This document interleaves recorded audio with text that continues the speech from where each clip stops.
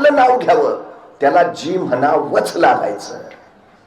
स्वाभिमान दिला होता महाराजांनी. आम्ही आमच्या हाताने आमची नावं बदलली, दुसऱ्यांची हांजी हांजी करायची सवय लागली. काय दिलं होतं महाराजांनी? स्वाभिमान. स्वाभिमान.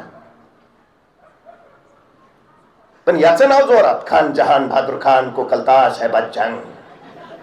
औरंगजेबाने त्याच्यावर जबाबदारी सोपवलेली, महाराजांचा राज्याभिषेक उद्ध्वस्त करायची. पण ते राज्याभिषेक झाला आणि औरंगजेब भयान संतापला. त्यांनी या बहादूर खानाला खरमरीत पत्र लिहिलं, तू करतोस काय? राज्याभिषेक झाला. त्या बहादूर खानानं औरंगजेबाला कळवलं, हुजूर मी उत्तरेकडनं प्रचंड प्रयत्न केले, पण बहुतेक त्या खुदाचीच इच्छा होती शिवराय छत्रपती व्हावे. काय अलौकिक उत्तर आहे. तो सांगतो मी प्रचंड उत्तरेकडनं प्रयत्न केले, पण बहुतेक त्या परमेश्वराचीच इच्छा होती महाराज छत्रपती व्हावे. आम्ही पामर काय करणार? पण त्याला माहिती होतं आपलं उत्तर काय औरंगजेबाला पटणार नाही. एकतर राज्याभिषेक व्हायला नको होता, झालाय. औरंगजेबाचा सगळा राग हितनं पुढे आपल्यावर निघणार. औरंगजेबाचा संताप परवडणारा नाही. बहादूर खानाला माहिती होतं काही झालं तरी आपल्यावरचा औरंगजेबाचा राग गेला पाहिजे. औरंगजेबाचा कसा राग घालवायचा हेही त्याला माहिती होतं. त्याला माहिती होतं टेबला खालून दिलं म्हणजे टेबलावरून काम होतं. पैसे म्हटलं की औरंगजेब पागळायचा. आपल्यावरचा राग जावा यासाठी बहादूर खानानं लगेच आग्र्याला पत्र पाठवलं, हुजूर जे व्हायचं ते झालं, पण इथं बहादूरगडावर मी 1 कोटी रुपये नगद गोळा करून ठेवलेत आणि 200 दक्षिणी घोडी. बस एवढा पावसाला संपू द्या. हे 1 कोटी रुपये आणि 200 घोडी लगेच आग्र्याला पाठवतो. औरंगजेबानं पत्र वाचलं, 1 कोटी नगद. भले पट्टे शाबास शाबास, ते लवकर लवकर लवकर पाठवून दे आणि हितनं फुरजार नीट राहा. 1 कोटी म्हटल्यावर औरंगजेबाचा रागच गेला. पण बहादूरगडावर 1 कोटी नगद आहेत ही बातमी जेवढ्या वेगात आग्र्याला औरंगजेबाला कळाली, त्याच्या दुप्पट वेगात ती रायगडावर महाराजांना समजली की बहादूरगडावर 1 कोटी नगद आहेत. महाराज म्हटले बरं झालं, नाहीतर राज्याभिषेकाला खर्च झालाच होता. महाराज म्हटले बरं झालं, नाहीतर राज्याभिषेकाला खर्च झालाच होता. महाराजांच्या यशस्वीतेचं आणखीन एक कारण आहे, महाराजांचं गुप्तहेर खातं. सर्वाधिक खर्च महाराज आपल्या गुप्तहेर खात्यावर करायचे. रोह्याच्या कार्यालयातला अधिकारी टॅबेकरेला सांगतोय, सगळ्या राज्यात महाराजांचे हेर आहेत. सगळ्या राज्यात, कुठल्याही राज्यात जरा कुठ उद्या दुसऱ्या क्षणाला बातमी महाराजांकडे असते. पण महाराजांचं गुप्तहेर खातं किती गोपनीय असावं. महाराजांच्या गुप्तहेर खात्यातल्या बहिर्जी नायकांशिवाय इतर हेरांची नावं सुद्धा इतिहासाला माहिती नाहीत अजून. हे इतकं गोपनीय आहे. त्या गुप्तहेर खात्यानं निरोप आणला, बहादूरगडावर 1 कोटी नगद आहेत. महाराज म्हटले बरं झालं. आणि महाराजांनी बोलावलं धाडलं आपले सरसेनापती हंबीरराव मोहिते. हंबीरराव येते झाले. जी महाराज, हंबीरराव बहादूरगडावर 1 कोटी नगद आहेत. आणतो. काय संवाद आहे बघा. महाराज म्हणाले, हंबीरराव बहादूरगडावर 1 कोटी नगद आहेत. आणतो. कारण देणं प्रकारच नाही. हंबीरराव असं नाही म्हणले, नाही महाराज बरोबर आहे तुमचं, पण जरा दिवस पावसाळ्याचे आहेत, मलाही सर्दीची अलर्जी आहे, हो द्या एवढा पावसाळा, बघू ना परत. नाही हो, शिवचरित्र हा जगातला एकमेव असा इतिहास आहे ज्या इतिहासात तुम्हाला कोणी कारण देतानाच भेटत नाही. कारण देणारे कधीच विजयी होत नाहीत आणि विजयी होणारे कधीच कारण देत नाहीत. स्वराज्याच्या यशाचं सूत्र आहे ते हे सगळ्यात महत्त्वाचं. प्रकारच नाही हो. इथं जगण्यासाठी स्पर्धा नाही, इथं मरण्यासाठी स्पर्धा चालली आहे. महाराज एखादी मोहीम काढायचे आणि तानाजी म्हणायचा राज हो डावा आपला, तसा यसाज म्हणायचा ताना हो बाज ही मोहीम आपली आहे, आपण जाणार राज, आपण लग्नार. तसं बाजी म्हणायचं यसाजी कापासून नंबर लावून बसलेल्या का सर्वाज ही मोहीम आपली, आपण जाणार, आपण लग्नार, आपण मरणार राज. जगाच्या पाठीवरचा पहिला काळ आहे. माणसं जगण्यासाठी नाही मरण्यासाठी स्पर्धा करतायत. कारण देणं प्रकारच नाही. महाराजांनी सांगितलं, हंबीरराव बहादूरगडावर 1 कोटी नगद आहेत. आणतो. अन्न सोपं आहे. बहादूरगडावर 35,000ची खडी फौज आहे. त्या 35,000 फौजेच्या तावडीतनं 1 कोटी आणायचे म्हणजे किमान 50,000ची फौज घेऊन गेलं पाहिजे. मग रायगडावर त्यावेळी 50,000ची फौज आहे नाही हो. स्वराज्याची पद्धत अशी, दसऱ्याला सीमोल्लंघन करावं, स्वराज्य संवर्धनासाठी बाहेर पडावं, अक्षय तृतीयेला परत यावं आणि शेतीच्या कामाला लागावं. स्वराज्याचं सगळं सैन्य महाराजांचा राज्याभिषेक उरकून स्वराज्याची स्वतःची शेतीवाडी करायला शेताकडे गेलाय. रायगडावर सैन्य आहे कुठं? इथला शेतकरी हाच स्वराज्याचा सैनिक आहे आणि स्वराज्याचा सैनिक हाच इथला शेतकरी आहे. महाराजांनी तसं नाही केलं. एक मुलगा शेती करत असेल तर दुसरा सैन्यात होता. तोही दसऱ्यानंतर स्वराज्यासाठी मुलुकगिरीला जायचा.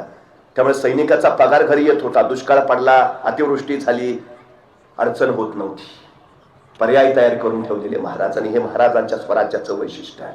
शून्य दरानं शेतकऱ्यांना कर्ज देणारा पहिला राजा आहे छत्रपती शिवाजी महाराज. अहो, दुष्काळ किती भयान पडलाय त्यावेळी. सुलतानी कोसळलीच आहे, आसमानी सुद्धा ढासळली. इतका दुष्काळ की भुकेपोटी बापाची नजर मेल्या जनावराच्या प्रेतावर पडू लागली आणि पोटासाठी बापाची नजर पोराच्या मांसावर जाऊ लागली. इतकी भयान अवस्था. पण इतकी भयान असताना सुद्धा छत्रपती शिवाजी महाराजांच्या काळात महाराष्ट्रातल्या एकाही शेतकऱ्यानं आत्महत्या केली नाही. हे शिवशाहीचं यश आम्हाला मानावंच लागेल. महाराजांनी मातीत नाही, मातीसाठी मरणारी माणसं उभा केली. हे वैशिष्ट्य. राज्याभिषेक झाला. पावसाळ्यात सगळं सैनिक शेतीवाडी करायला. मग रायगडावर सैन्य आहे कुठं? 35,000 फौजेच्या ताब्यात नाही 1 कोटी आणायचे तर 50,000 सैन्य हवं. रायगडावर सैन्य आहे कुठं? आपल्याकडे दंगल झाली, आणीबाणी आली की राज्य राखीव दल येतं. राज्य राखीव दल ही संकल्पना सुद्धा शिवाजी महाराजांची. रायगडावर कायम 10,000ची रिझर्व्ह फोर्स असायची कायम. राज्याभिषेकाच्या वेळी महाराजांनी स्वराज्याची घटना बनवली आहे. आता मी छत्रपती आहे कसंच नाही, अजिबात नाही. घटना बनवली ज्याला आम्ही कानून जाप्ता म्हणतो. अष्टप्रधान मंडळ तयार केलं. अष्टप्रधान मंडळाचे 30 विभाग केले. 30 विभागात 600 कर्मचारी नेमले. त्यांचे नियम, नियमावली, कार्य, कर्तव्य सगळं ठरल्यानुसार अजिबात चूक चालत नव्हती.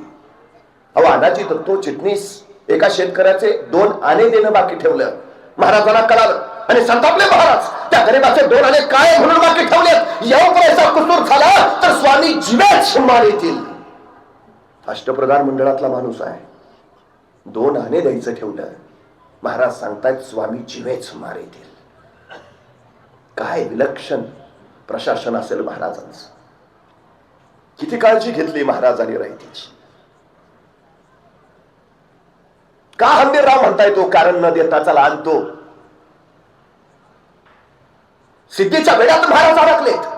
65,000ची सिद्धीची बोट पन्हाळ्याला वेडा टाकून बसली आहे. 1 डिसेंबर 1659 महाराजांनी पन्हाळगड जिंकला आणि त्याच्यानंतर काही दिवसात त्या पन्हाळ्याच्या पायथ्याच्या गावातली तरणीबाण पोरं स्वराज्यात दाखल झाली. त्यातच एक जण होता पन्हाळ्याच्या पायथ्याच्या नेबापूर गावचा शिवा काशीद. नाव राजांचं, दिसायचाही हुबहू राजांसारखा. 6 महिने झालं वेडा उठेना. राजांच्या लक्षात आलं शक्तीपेक्षा युक्तीचा वापर केला पाहिजे आणि त्या दिवशी राजांनी बोलावणं धाडलं नुकत्याच स्वराज्यात आलेल्या हुबहू आपल्यासारख्या दिसणाऱ्या या शिवा काशीदला. राजाने विचारलं, शिवा आमचं रूप घेतोस? हे शिवा सिद्धीच्या भीतीला जातोस? होय रे शिवा, मरायला तयार होतोस? शिवा म्हणला होतो. झाला गेला. 6 महिन्याची ओळख आहे फक्त महाराजांनी शिवा काशीद. 6 महिन्याची. या 6 महिन्याच्या ओळखीत असं काय पेरलं असेल महाराजांनी या शिवा काशीदच्या उरात की शिवा काशीद मरायला तयार व्हावे? काय त्याच पावसाळ्यात वादळी खेर रात्री महाराज बाजी प्रभू फुलाची प्रभूंनी बांदर सेना घेऊन पन्हाळ्याच्या पश्चिमेकडनं निघाले. 21 तासाचा अखंड प्रवास करून मसाईच्या पठारावर पोहोचले आणि त्या वेळी चाहूल लागली सिद्धीची फौज पाठलागावर आहे. बाजी प्रभू महाराजांना म्हणाले, राजा निमे लोक घेऊन आपण पुढे निघा. आम्ही निमे लोक झुंजितो, साहेबकारी आम्ही मरितो. आमच्या मुलालेकरांसाठी महाराज साहेब समर्थ. काय म्हणतायत बाजी प्रभू? निमे लोक घेऊन तुम्ही पुढे निघा. राजे म्हणले, नाही नाही बाजी, इथंच सारे लढू, सोबत लढू. नाही राजा, लाख मेले तरी चालतील पण लाखाचा पोशिंदा वाचला पाहिजे. राजा निघा. अखेर राजे निमे लोक घेऊन पुढे निघाले. पण मला बाजीप्रभूंचे बोल फार मोलाचे वाटतात. काय सांगताय? साहेबकारी आम्ही मरितो. तयारी आहे मरायची, समर्पित व्हायची, काहीच हरकत नाही. आणि पुढे काय म्हणतायत? का आमच्या मुला लेकरांसाठी महाराज साहेब समर्थ. आम्हाला काळजी करायचं कारणच काय? महाराजांनी इतकी व्यवस्था लावून दिली आहे, गरजच नाही. काळजी करण्यासारखं मार्ग काही नाही. आम्ही स्वराज्यासाठी हसत हसत मरतो. बघता बघता त्याच्या खिंडीमध्ये रण पेटलं. बाजी कडाडत राहिले. जाऊन सांगत आहे आम्हाला, जोपर्यंत राजे विशाळगडावर पोहोचल्याचे तोपर्यंत आवाज कानावर परत नाही, तोपर्यंत हा बाजी प्राण सोडणार नाही. राजे विशाळगडावर पोहोचल्याचे तोफांचे आवाज झाले आणि शिर तुटले, बाजी कोसळले, स्वराज्यासाठी समर्पित झाले. फुलाजी प्रभू, बांधल सेना सारे मारले गेले. गजखिंड पावनखिंड झाली. बाजी प्रभू, फुलाजी प्रभू स्वराज्यासाठी समर्पित झाल्यावर महाराज त्यांच्या सिंध या गावी गेले. त्यांच्या कुटुंबियांचं सांत्वन केलं. बाजी प्रभू, फुलाजी प्रभूंना एकूण 8 मुलं. त्यांच्या 8ही मुलांना महाराजांनी स्वराज्याच्या सेवेत दाखल करून घेतलं. अनुकंपा तत्वावर नोकरी ही योजना शिवाजी महाराजांची. आता ठीक आहे, ज्यांची मुलं वयात आली त्यांना सेवेत घेता येईल. पण काही सैनिक असे आहेत की जे लढताना धारातीर्थी पडले, पण मुलं छोटी आहेत. खर्ची पडलेल्या सैनिकांच्या छोट्या मुलांचं काय? महाराजांनी रायगडावर आपल्या सैनिकांच्या मुलांसाठी बाल दरवेशी गृह उभारलंय, ज्याला आम्ही आता वसतिगृह म्हणतो. बाल दरवेशी गृह. तिथं या मुलांच्या संगोपनाची, संवर्धनाची, शिक्षणाची आणि प्रशिक्षणाची व्यवस्था केली जायची. स्वराज्यातून ते योग्य वयात येताच त्यांना स्वराज्याच्या सेवेत घेतलं जायचं. आता काही लोक म्हणतील ठीक आहे, छोट्या मुलांचं झालं, पण काही सैनिक असे असतील की नुकतंच लग्न झालंय आणि तो लढाईवर गेला आणि मारला गेला. आता घरी फक्त त्याची विधवा पत्नी आहे, तिचं काय? आपल्या खर्ची पडलेल्या सैनिकांच्या विधवा पत्नींसाठी महाराजांनी 350 वर्षापूर्वी फॅमिली पेन्शनची योजना आणली आहे. पण किती पेन्शन द्यावी त्याच्या पत्नीला तेही ठरवलंय महाराजांनी घटनेत. तो सैनिक लढाईत मारला गेला त्यावेळी त्याला शेवटचा पगार जेवढा होता त्या पगाराच्या निम्मी रक्कम त्याच्या विधवा पत्नीला आयुष्यभर पेन्शन म्हणून मिळायची. हे 350 वर्षापूर्वी केलंय महाराजांनी. बरं तर ठीक आहे, तुम्ही म्हणाल विधवा पत्नींचंही झालं, पण काही सैनिक असे असतील अजून लग्नच झालं नाही, तो लढाईला गेला, मारला गेला, घरी फक्त आता वृद्ध आई वडील आहेत, त्यांचं काय? आपल्या सैनिकांच्या वृद्ध आई वडिलांसाठी महाराजांनी अडीशेरी नावाची योजना चालू केली आहे. आपल्या सैनिकाच्या वृद्ध माता पित्यांना स्वराज्यातून दरमहा 2.5 शेर धान्य दिलं जायचं. महाराजांनी प्रत्येक घटकाची काळजी घेतली आहे. महाराजांनी स्वराज्यच नाही उभा केलं, या स्वराज्याचं त्यांनी सुराज्य केलंय. स्वराज्य माझं राज्य आणि सुराज्य लोककल्याणकारी राज्य. सुराज्य उभा केलं महाराजांनी. म्हणूनच डॉक्टर बाबासाहेब आंबेडकर असं म्हणतात की या देशाची राज्यघटना तयार करताना माझ्या डोळ्यापुढं छत्रपती शिवाजी महाराजांचं स्वराज्य होतं. एवढंच नव्हे, आपल्या प्रत्येक पत्राची सुरुवात डॉक्टर बाबासाहेब आंबेडकर जय शिवराय लिहायचे आणि मग खाली लिहायला सुरुवात करायचे. काय विलक्षण आहे. पाश्चात्य राष्ट्र आज छत्रपती शिवाजी महाराजांना व्यवस्थापनाचे विश्वगुरु मानतात. व्यवस्थापन हा शब्द सुद्धा प्रचलित नव्हता त्यावेळी महाराजांनी मॅनेजमेंटचा एक विलक्षण आयाम महाराष्ट्रात निर्माण करून ठेवलाय. बहादूरगडावरनं 1 कोटी आणायचे तर 35,000 फौजेच्या तावडीतनं पैसे आणायला 50,000 फौज आली नाही. Reserve force 10,000. हंबीररावांनी काय केलं? त्या 10,000 रिझर्व्ह फोर्स मधले 1,000 रायगडाच्या रक्षणासाठी तिथंच ठेवले. उरलेले 9,000 आपल्या सोबत घेतले. त्या 9,000 फौजेचे त्यांनी 2 भाग केले. एक भाग केला 2,000चा, दुसरा भाग केला 7,000चा. 2,000ची फौज हंबीररावांनी स्वतः सोबत घेतली आणि ते रायगडावरनं निघाले. ते पुण्यात आले आणि पुण्यातनं पुणे सोलापूर हायवेनं उरळी कांचन यवत पाटस करत बहादूरगडाच्या म्हणजे श्रीगोंद्याच्या अलीकडे करकुंब नावाचं गाव आहे, त्या करकुंबला येऊन थांबले. 2,000 फौजेनिशी हंबीरराव करकुंबला आणि 7,000ची फौज घेऊन त्यांच्या हाताखालचा सरदार तो रायगडावर निघाला. तो ते पुण्यात आले. पुण्यातनं पुणे नगर हायवेनं रांजणगाव शिरूर करत तो अहमदनगरला पोहोचला आणि अहमदनगर कडून तो श्रीगोंद्याकडे म्हणजे बहादूरगडाकडे निघाला. ही 7,000ची मराठी फौज नगरवरनं जशी बहादूरगडाकडे निघाली त्यांनी एकच हल्ला कल्लोळ करायला सुरुवात केली. हर हर महादेव, जय भवानी, ढोल ताशे बनवायला सुरुवात केली. बघता बघता हल्ला कल्लोळ वाढला. हा हल्ला कल्लोळ बहादूरगडाच्या कानावर गेला आणि एक हेर धावत धावत बहादूर खानाजवळ पोहोचला. हुजूर, क्या हुआ? ते आले. कोण? मराठे हुजूर. मराठे दिवसा? ते तर रात्री येतात, दिवसा कसे आले? आणि खरं आहे बरं, महाराजांच्या सगळ्या लढाया रात्रीच्या आणि त्यातल्या त्यात निम्म्याच्या वर लढाया अमावस्येच्या रात्रीच्या. जी माणसं कारण सांगतात ना, यशोगाथा त्यांच्या गळ्यात कधीच माळ घालत नाही. मोगलांच्या फौजा अफाट, महाराजांचं सैन्य मुठभर. या अफाट फौजेबरोबर मुठभर सैन्याला लढा द्यायचा तर महाराज अमावस्येच्या केळलं काळोखाचा वापर करायचा. काळोखात करायचंच नाही. मराठे किती आहे, मुठभर घ्यावी आणि मोगलांच्या अफाट सैन्यावर छापेमारी करावी, हे महाराजांच्या यशाचं सूत्र. त्यामुळे मोगलांना पुक्क माहितीये मराठे दिवसा येतच नाहीत, हे रात्रीच. त्यामुळे त्याच्याही डोक्यात तेच. पण तोपर्यंत हर हर महादेवच्या रोळ्या त्याच्या कानावर पडल्या आणि बहादूर खानाची खात्री पटली. आले आले आले.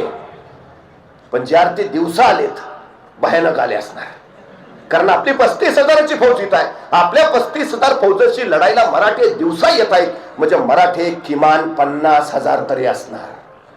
त्यांनी काय केलं, आपली बहादूर गडावरची 35च्या 35,000 फौज बाहेर काढली. वॉचमन गेटमनच ठेवले तिथं आणि 35,000 फौज घेऊन निघाला मराठ्यांच्या लोकांना. इकडून मराठे तावात हर हर महादेव. तोपर्यंत तिकडे बहादूर खानाचं सैन्य निघालं. यलगार तत्ताक दिन दिन आक्रमण. दोन्ही फौज आमने सामने आल्या. आता तुंबर युद्ध होणार, बाहेर तुंबरचक्र बनणार. कराडला बहादूर खान आक्रमण. उचलले मराठे, हर हर महादेव. तलवारी उचलल्या गेल्या आणि वार होणार. अचानक मराठ्याने रिव्हर्स गेअर टाकला. बाबो, या बहादूर खानाला सुचायचं बंद झालं.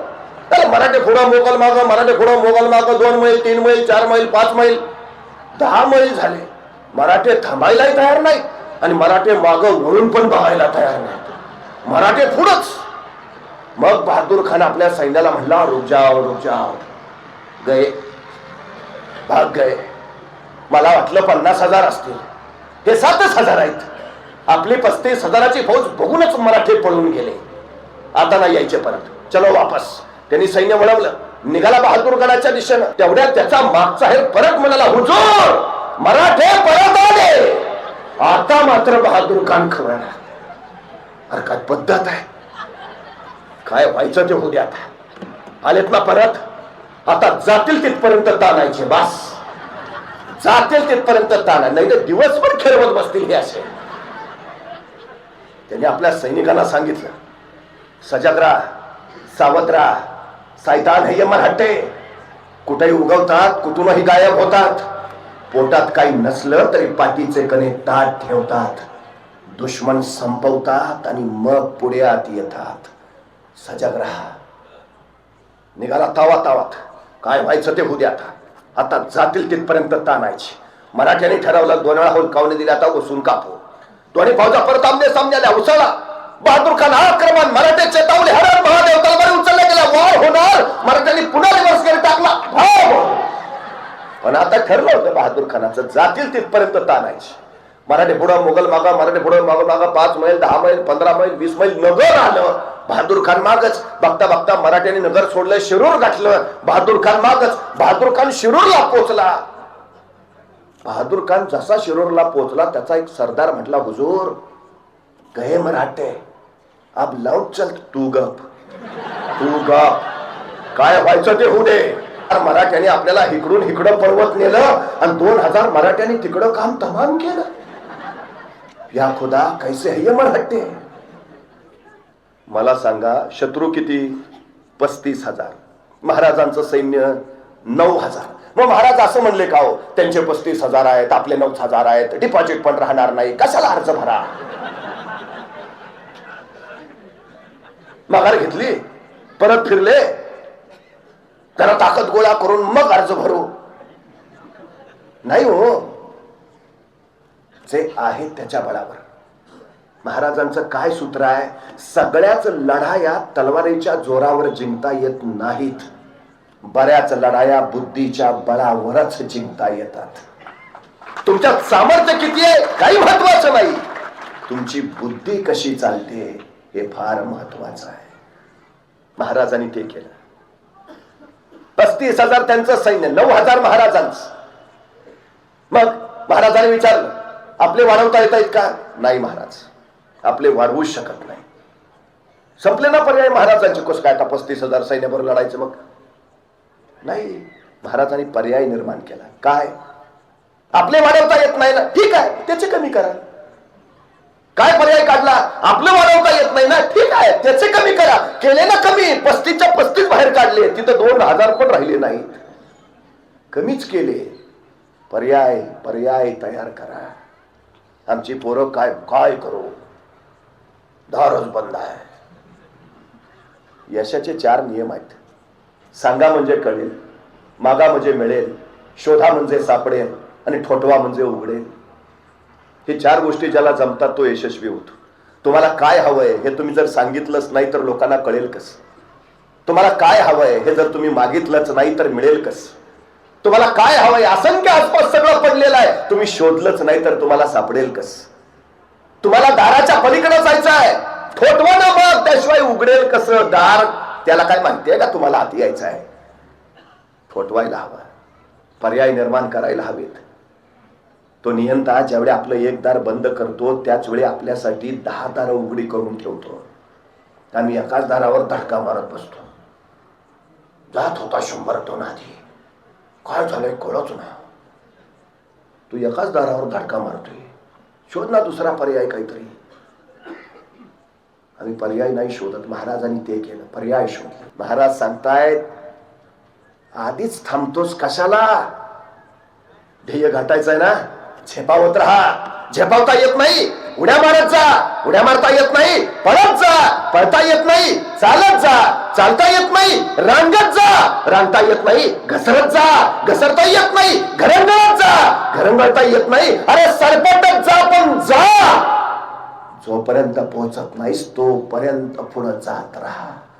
पुढे यश स्वागताला उभा असतं.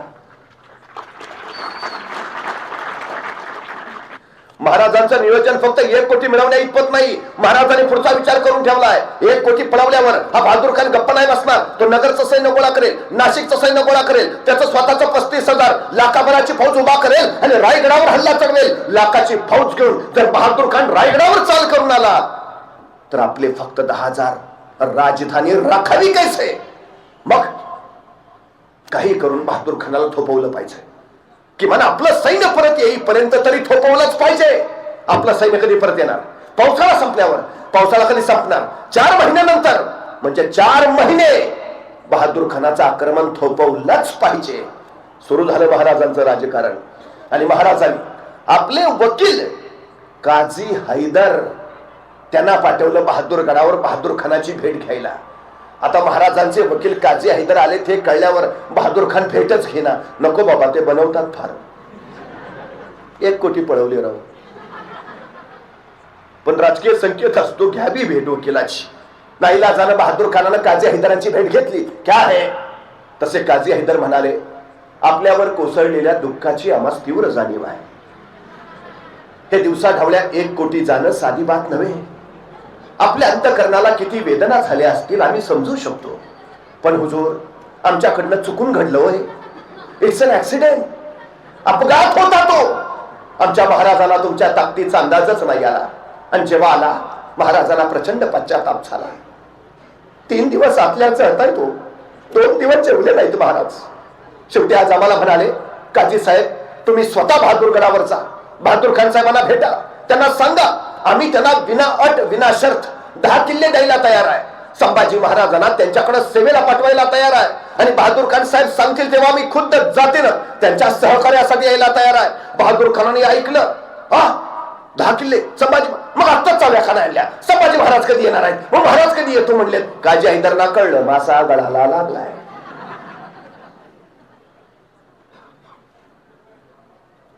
काझी हैदर म्हटले, हुजूर, आमचे महाराज हे सगळं तुम्हाला देणारच आहेत. नव्हे, दिलंच आहे म्हणून समजा. फक्त आमच्या महाराजांची एक छोटीशी अट आहे. म्हणे काय काय? नाही, हे जे आमचे महाराज सगळं तुम्हाला देणार आहेत, म्हणजे 10 किल्ले, संभाजी महाराजांनी येणं, त्यांनी स्वतः येणं, या सगळ्याला फक्त औरंगजेब बादशांची मान्यता हवी. एकदा बादशांचे मान्यतेचे शिक्क्याचे कागद आले, आमच्या महाराजांनी हे सगळे तुम्हाला दिले. बहादूर खान मला एवढंच ना, फक्त बादशाचे शिक्क्याचे कागदच पाहिजेत ना, दिले दिले दिले. त्याच्या काय डोक्यातच नाही आले. पण तो काय आत्ताचा काळ आहे का? काय पाहिजे? मान्यतेचे शिक्क्याचे कागद. की बहादूर खानानं लगेच औरंगजेबाचा मोबाईल नंबर फिरवलाय, लावला फोन औरंगजेबाला. हा हा हा आलमपणा, हा आलेत आलेत वकील महाराजांचे. हो हो, झाली झाली चर्चा. हो हो हो, नाही नाही, देतो म्हणताय 10 किल्ले, विनाट विनाट विनाट, नाही विनाट 10 किल्ले. हो हो हो, नाही नाही, संभाजी महाराजांनाही पाठवताय. हो हो हो, नाही स्वतः येतो म्हणलेत महाराज. हो हो, नाही नाही, फक्त तुमची मान्यता आली. हा हा, एकदा मान्यतेचे तुमचे शिक्क्याचे कागद आले की यांनी हे सगळे दिलेच म्हणून समजा. हो हो हो, नाही फक्त शिक्क्याचे कागद पाहिजे. हो हो, हा ईमेल करताय, व्हॉट्सअपला द्या ना पाठवून. नाही हो एवढा वेगवान काळ. मग काय करावं लागेल? काय हवंय? शिक्क्याचे कागद. हा निरोप घेऊन सांडणीस्वार महाराष्ट्रातून आग्र्यात जाणार. जायला लागणार 2 महिने. आग्र्यातून तो औरंगजेबाच्या मान्यतेचे शिक्क्याचे कागद घेणार आणि परत आग्र्यातून महाराष्ट्रात येणार. यायला लागणार 2 महिने. झाले किती? 4 महिने. आक्रमण किती काळ थोपवायचं आहे? 4 महिने. आता महाराज एवढं सगळं ऐकतं द्यायला तयार आहेत म्हणावर बहादूर खान 4 महिने निवांत. आणि या 4 महिन्यात महाराजांनी मात्र रायगडावर 80,000ची फौज गोळा करून ठेवली. आणि महाराज म्हटले, ये आता कधी पण. पण 4 महिन्यानंतर औरंगजेबाच्या मान्यतेचे शिक्क्याचे कागद बहादूरगडावर पोहोचले. जसे शिक्क्याचे कागद पोहोचले, बहादूर खानानं तातडीने आपले 2 वकील लगेच रायगडावर पाठवून दिले. जा जा जा जा, ते शिक्क्याचे कागद महाराजांना द्या आणि त्यांच्याकडनं ते 10 किल्ले, संभाजी महाराज काय ते सगळं घेऊन या. वकील पोहोचले रायगडावर. महाराजांची भेटही घेतली. महाराजांनी विचारलं, बोला काय काम काढलं? तसे वकील म्हटले, नाही ते तुमचे वकील आले होते आमच्याकडं. कोण? ते काझी हैदर. कशाला? ते तुम्ही नाही का आमचे 1 कोटी पळवले? कधी? अहो तुमचे आंबेराव आलते. कुठं? अहो तुमचे आंबेराव आलते, त्यांनी आमचे 1 कोटी पळवले. मग ते काझी हैदर आले, ते म्हणजे 10 किल्ले देतो, संभाजी महाराजांना पाठवतो. धाड उठले महाराज. तुमच्या त्या बहादूर खानानं तलवारीचा साकुटला ते एक दिमाग दाखवला. त्यांचा पुत्र घडावा तुम्हाकडं. तुरंत चालते हा, नाहीतर अपमान पावाल. मान खाली घालून गेले हो वकील. बहादूर खान वाटच बघत होता बहादूरगडावर. जसे वकील आले त्यांनी विचारलं, क्या हुआ? वकील म्हटले, पुन्हा फसवलं. सगळं कळवलं औरंगजेबाला. महाराज एवढं एवढं देत आहेत, कागद आलेत औरंगजेबाचे. आता बिचारा बहादूर खान, जे घडलं होतं ते सगळं औरंगजेबाला त्यांनी कळवलं. पत्राच्या शेवटी लिहिलं, हुजूर त्या शिवाजी महाराजांनी आम्हाला परत फसवलं. त्याच्या या पत्राला औरंगजेबानं जे उत्तर पाठवलंय ते मी आमच्या पोरांच्या पाठ्यपुस्तकात छापायला पाहिजे. औरंगजेब बहादूर खानाला लिहितो, तुम्ही माझे सरदार इथून प्रचंड बजमेत घेऊन जाता, अपाट खजाना नेता, बलाढ्य फौजा घेऊन जाता. तिथं त्या सह्याद्रीच्या दऱ्याखोऱ्यात त्या शिवाजी राजांबरोबर लुटूपुटूच्या लढाया खेळता आणि नंतर मला कळवता त्या शिवाजी राजाने आम्हाला फसवलं. अरे ते शिवाजी राजे तुम्हाला फसवतात तरी कसे आणि तुम्ही फसता तरी कसे? औरंगजेबाच्या याही प्रश्नाला बहादूर खानानं उत्तर पाठवलं. हुजूर आपण मला विचारलं ते शिवाजी महाराज आम्हाला कसे फसवतात आणि आम्ही कसे फसतो. हुजूर ते शिवाजी महाराज आग्र्यात सुद्धा आले होते. तुम्हाला कसं फसवलं? आम्हालाही तसंच फसवलं. काय बोलतो औरंगजेब? जोपर्यंत शिवाजी महाराज हयात होते औरंगजेब चुकून महाराष्ट्रात आला नाही. चुकून. त्याला भीती होती. सरदारांचा पराभव केला तर त्याच्यावर किमान रागावता तरी येत आहे, पण महाराज इतुके पराक्रमी, ते आपला पराभव करणारच. रागवायचं कुणावर? नाही आला तो, चुकून नाही आला. मी जाणीवपूर्वक एक विधान करतो. छत्रपती शिवाजी महाराज हे 17व्या शतकातले आंतरराष्ट्रीय कीर्तीचे सेनापती आहेत. आंतरराष्ट्रीय, जगात तुलना नाही.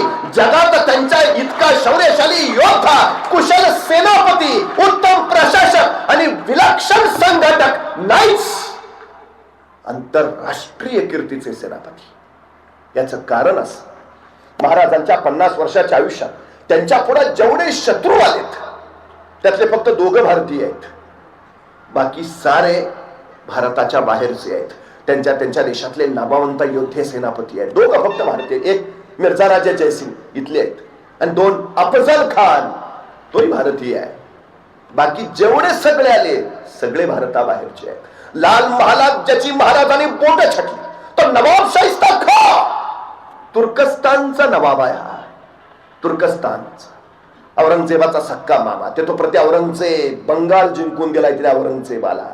महाराजांनी त्याला असा धडा शिकवला, रातोरात फरार, परत नाही उगवला इकडं. इथं मुंबई जवळ लोणावळ्याच्या उंबरखिंडीमध्ये शिवाजी महाराजांनी कार्तालब खानाला कोंडून मारलं. हा कार्तालब खान कुठलाय माहिती आहे? उझबेकिस्तान, म्हणजे आताच्या ताश्कंद रशियाचा आहे तो. त्याचा पराभव केलाय महाराजांनी. सिद्दी जौहर, सिद्दी सलामत खान इथोपियाची आहेत. इथोपियाची बलाढ्य सेनानी, जगात विलक्षण नाव त्यांचं. महाराजांनी त्यांचा पराभव केला. बहलोल खान पठाण, सिकंदर चिदर खान पठाण इराणचे आहेत. दिलेर खान अफगाणिस्तानचा आहे. इंग्रज इंग्लंडचे, फ्रेंच फ्रान्सचे, पोर्तुगीज पोर्तुगालचे, साऱ्यांचा पराभव. जगातली 123 राष्ट्र आज छत्रपती शिवाजी महाराजांच्या युद्धतंत्राचा स्वतःच्या लष्करी अभ्यासक्रमात समावेश करून आपल्या सैनिकांना त्यांचे धडे देत आहेत. शिवाजी महाराजांच्या आग्र्याच्या प्रकरणातनं प्रेरणा घेऊन नेताजी सुभाषचंद्र बोस इंग्रजांच्या नजर कैदेतनं निसटले. महाराजांसारखंच त्यांनी देशांतर केलं आणि नेताजी देशांतरकर्ते झाले. भारताबाहेर जाऊन त्यांनी आझाद हिंद फौजेची उभारणी केली आणि आझाद हिंद सैनिकांना देशाच्या स्वातंत्र्यासाठी त्यांनी एकच महामंत्र दिला. तो महामंत्र होता शिवराय शिवराय.